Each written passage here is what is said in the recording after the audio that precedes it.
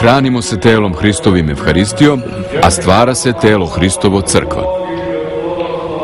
Zatim sveštenik vadi čestice i pominje sve episkopstvo pravoslavnih, patrijarha, episkopa,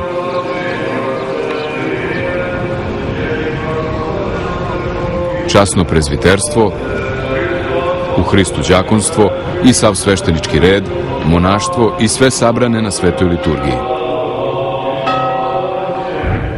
Čestice se zatim vade i za spomen i otpuštenje grehova upokojenih, kako sveštenika, tako i ostalog naroda Božijeg. I sveštenik i đakon pominju i žive, ali i upokojene koje hoće.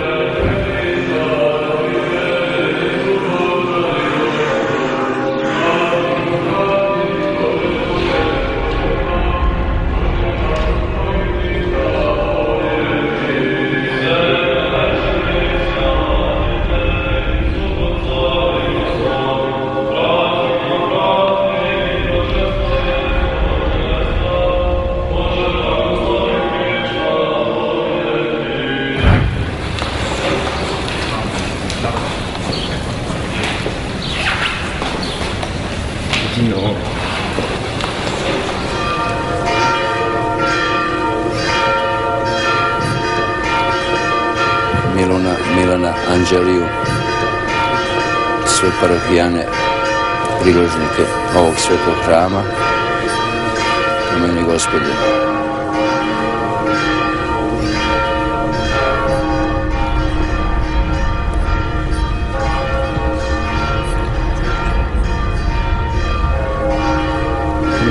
Sve siromašne udovice, neku decu, starce i svaku pravoslavnu dušu, sve do kraja vaseljene. Pomijali Gospoda, neku nas pomažu. Služe nam i romonaka na Srpske i Skirske, upusti njihovi godnih večerama koji se mole, pevaju i čitaju danonoćno. Na posledku sveštenik govori: pomeni, Gospode, i moju nedostojnost i oprosti mi svako sagrešenje, hotimično i nehotično. I zatim pažljivo prikupi u diskos sve čestice. Zvezdica se postavlja na diskos da zaštiti svete darove. Ona nas simbolički povezuje i sa zvezdom koju su videli istočni mudraci kada je Hristos rođen,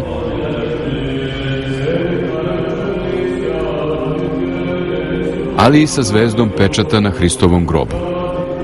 Diskos se onda prekriva zvezdicom, a onda i pokrivačem, objavljujući da je Gospod i sam prekriven slavom i silom.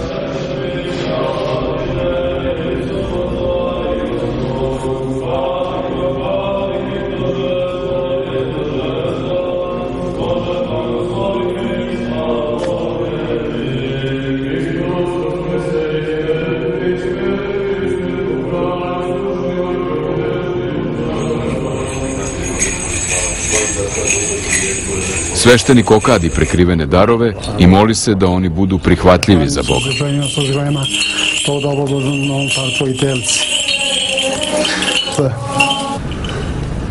Zatim đakon okadi darove, sveti presto, oltar,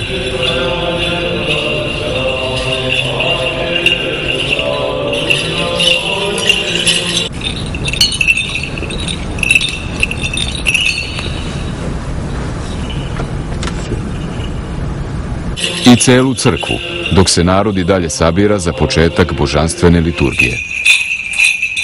Upaljeni tamjan, koji gori i širi oko sebe miomirisni dim, ukazuje ti na blagodat Svetoga Duha, koja izvire iz unutrašnjosti čoveka u kojem dejstvuje božanski duh.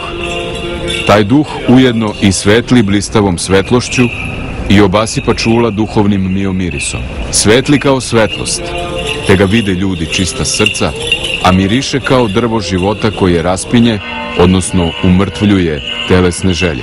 On svojim miomirisom zasipa sav svet i čini da se verni raduju radošću duhovnom, kaže sveti Simeon Solunski.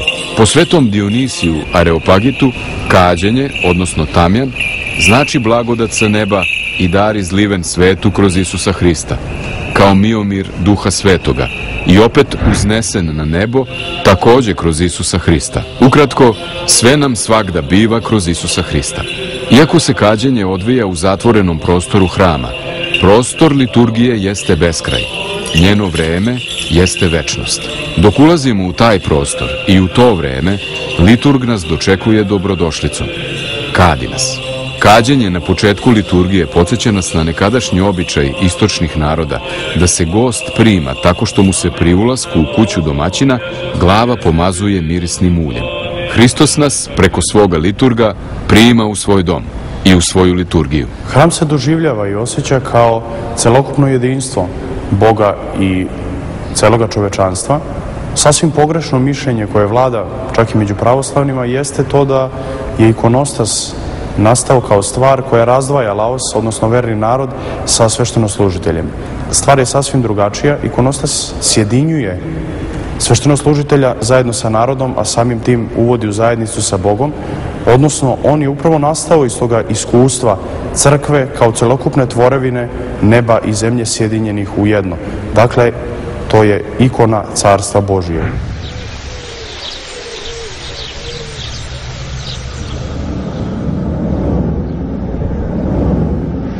Tek što prekoračiš prag hrama, s mesta si oslobođen svega što te zaokuplja napolju. Uđeš li u hram, dušu ti odmah obuzme duhovna svežina.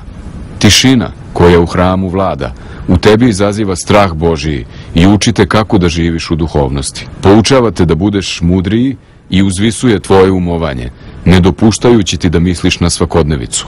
Uzdižete sa zemlje na nebo. Iako je, čak i kad ne predstoji liturgijsko sabranje, tolika korist od samog dolaska u hram, koliku tek korist imaju oni koji se sabiraju u njemu. Verujući narod za vreme liturgije stoji u brodu crkve ili na osu. Liturgija je putovanje ka Carstvu Božijem, ali istovremeno i činjenje prisutnim Carstva Božijeg ovde na zemlji. Putuje se već u ovom svetu, ali i u brodu blagoslovenom od Boga, kao što je nekad plovio vodama potopa Noje u svom kovčegu. Hram je hram Božiji. On je nebo na zemlji. U njemu boravi i po njemu hodi nebeski Bog, kaže sveti German. Sveštenim činom osvećenja hram postaje nebo. Pravoslavne crkve obično imaju i pripratu, neku vrstu predvorja, a ponekad i spoljnu pripratu u vidu trema. Simbolički priprata pripada vremenu i svetu Starog zaveta, naos Novom zavetu, a oltar je delić budućeg nebeskog carstva.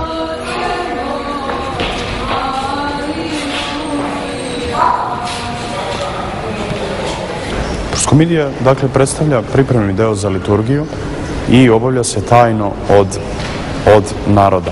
Kao što je to prvo vreme Hristovog života proteklo tajno od naroda i nezapaženo, isto se dešava sa proskomidijom. Proskomidija se svršava pre početka svete liturgije i vezana je za prvo vreme Hristovoga života.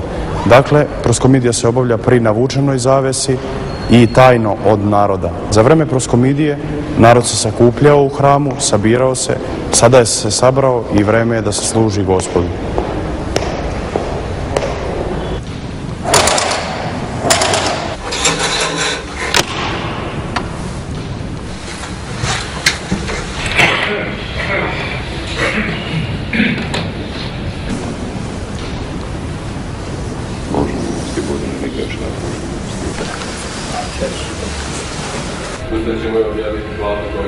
Utešitelju duše istine koji si svuda i sve ispunjavaš. Slava na visinama Bogu i na zemlji blaga i duše naše. Nebo jeste tvar tvoj.